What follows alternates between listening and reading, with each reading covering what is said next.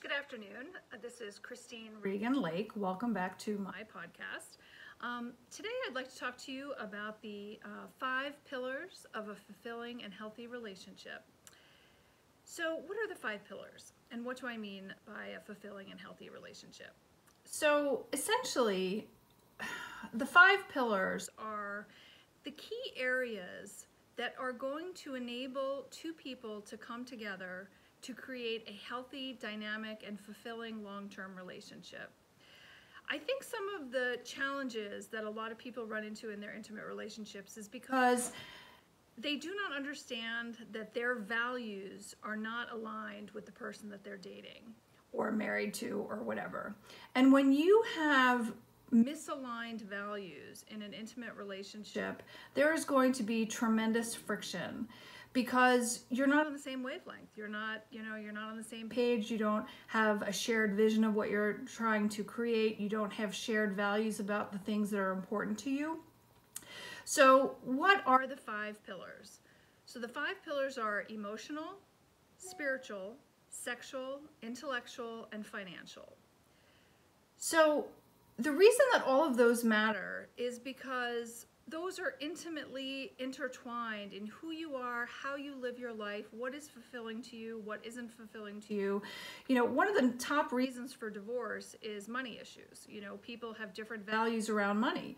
One's a saver, one's a spender. One is absolutely aggressively interested in being an investor and empire building, and the other person is more laid back, doesn't have that ambition, whatever. So the more values that you have that are misaligned in your relationship, the rockier the relationship's going to be and the more painful and the more you're going to suffer. Values are really, really important. So let's start with the emotional. So by emotional, I mean emotional intelligence.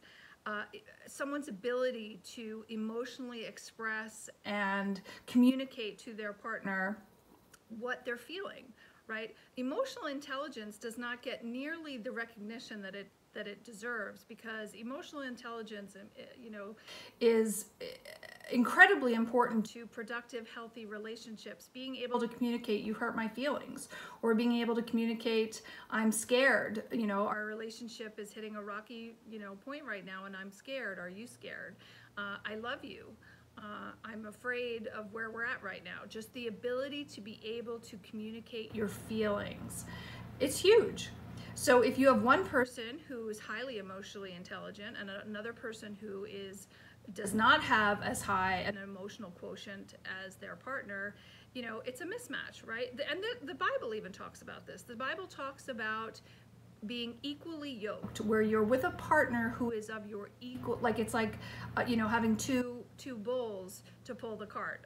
But if you put a bull and a goat, it's not going to work because they're not equally yoked, right? It's about pairing with someone who is of your same soul stature, who shares the same values. So emotional intelligence. What is the emotional intelligence and the emotional ability within the relationship to communicate how you feel? So the next one, spiritual. In terms of spiritual connection, it's really about, in my personal belief, it's about what is the ability. You can have different beliefs as long as there is respect for each other's beliefs. That if you may have different beliefs, that's fine, as long as you're not disrespecting the other person's belief. But I do believe that it's very important to have a spiritual connection within your own relationship, in terms of acknowledging that an intimate relationship is something sacred and that you value it and that you want to grow with it and that you want to grow together as a couple, right?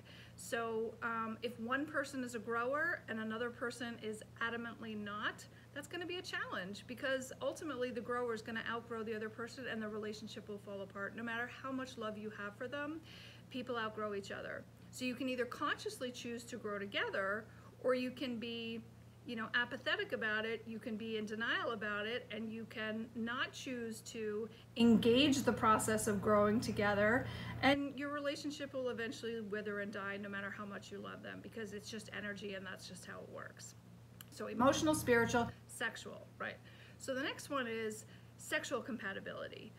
there are a tremendous number of relationships, intimate relationships, people who are dating as well as people who are married that are sexless because one partner, has a lower sex drive. And they happen to be paired with someone who has a strong sex drive, so making sure that you're aligned sexually, is really, really important. And you have to know, and there are some people who are very happy not to have sex and they're okay with it and their partner's okay with it. And as long as you're both on board with that, that's fine. Two grown adults do whatever you want as long as it works for both people and one person isn't sacrificing their needs to meet the relationship. So the next one is, so it's emotional, spiritual, sexual, is intellectual.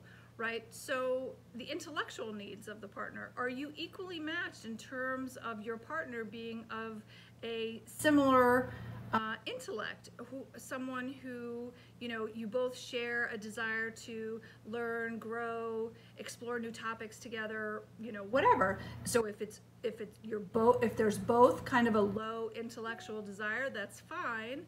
But if one person has a high intellectual desire to learn and grow and be expanding, and someone doesn't, then that's going to be a problem. So you want to be equally yoked in terms of being paired with someone who is as passionate about learning and knowledge and ideas and things like that as well. And then financially, the reason this matters as well is because,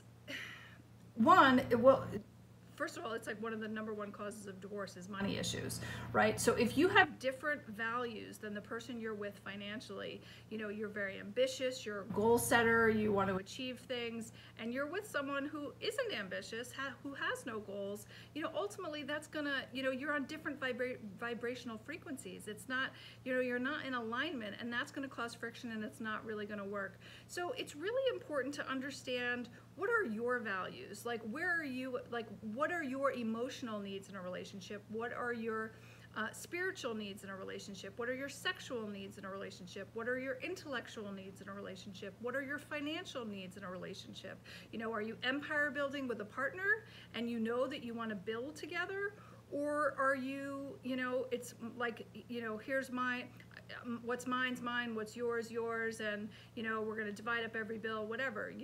It's just making sure that, and they're all fine. We are what we are. We believe what we believe. We feel the way we feel. We have our views on finances, investments, growth. If people are entrepreneurial and some aren't, whatever. It's all good, but you just have to be clear on what your values are. So what are your values? Why do they matter to you? And what are you ultimately looking to build? And does that partner, tick all those boxes? Or are you setting yourself up for disaster because you're matching up with someone who is not a fit for you, like in any of those 5 categories, or maybe 1 or 2, but you have to decide what are your musts and what are your would be nice, So I just think that people have to be really, things work out better in the long run when people have a very clear, conscious understanding of who they are, what their values are, what they want, what they're trying to co-create in this world, and then finding someone who's a match for that. Because if you're not clear and you're, trying to build this life that you envision for yourself, but you're with someone who is a total mismatch at a value perspective, it's going to be pain and suffering and friction. So that's why I believe it's so important, the whole know thyself. Know thyself is because it's just intelligent. When you know yourself, now you know who's a good fit and who isn't. What is a good fit for your life and what isn't in terms of business decisions or career decisions. This ultimate vision that I have for my life. Does this job, does this career, does this business bring me closer to the ultimate vision that I want for my life, or does it take me further away from it?